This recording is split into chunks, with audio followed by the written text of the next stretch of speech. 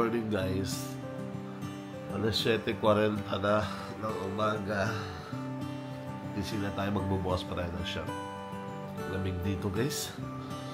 May asawa ko, tulog to. Anak ko. So, diba? Bakit tayo? Guys, tignan yung kwarto namin kung gaano siya kaluwag ko yan. Papakita ko sa inyo. Yan yung asawa at anak ko. Yan, occupied nila yung isang buka na, tapos sa akin naman dito. Isang queen size, tapos sa kanila isang king size.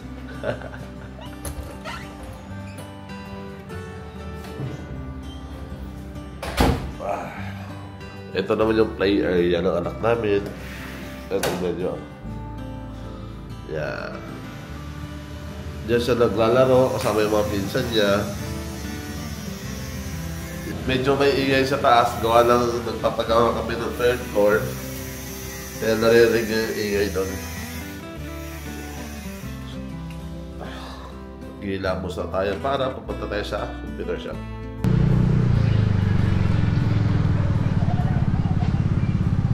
Dito yung guys, pag nakita nyo yung arko na yan, doon na yung shop namin.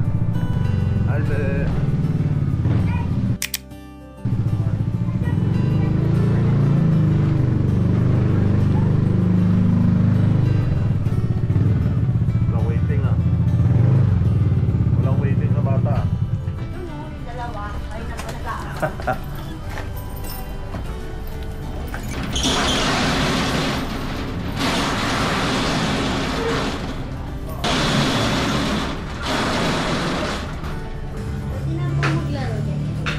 oh, sige, pasok ka.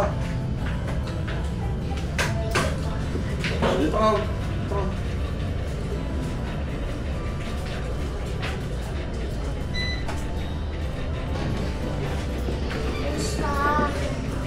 Ito na yung batang pangalawa sa batang Ba't naunahan ko kayo, boy? Naunahan ko kayo, hindi kayo nagantay sige na, pwede na, ulogan nyo na.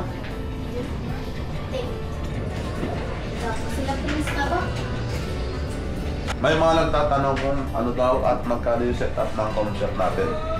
Guys, lahat na ito 15 na unit.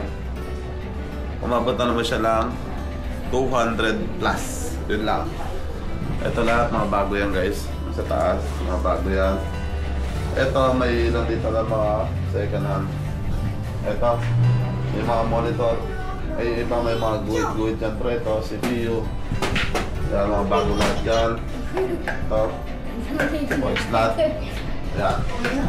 Kaya umabot siya ng 200 plus. Okay? Wala ang chinelas, boy. Bukas, pagpasok mo ang chinelas ka na. O, ito pa, wala rin chinelas. Pagpasok niyo bukas, mag-chinelas kayo ha.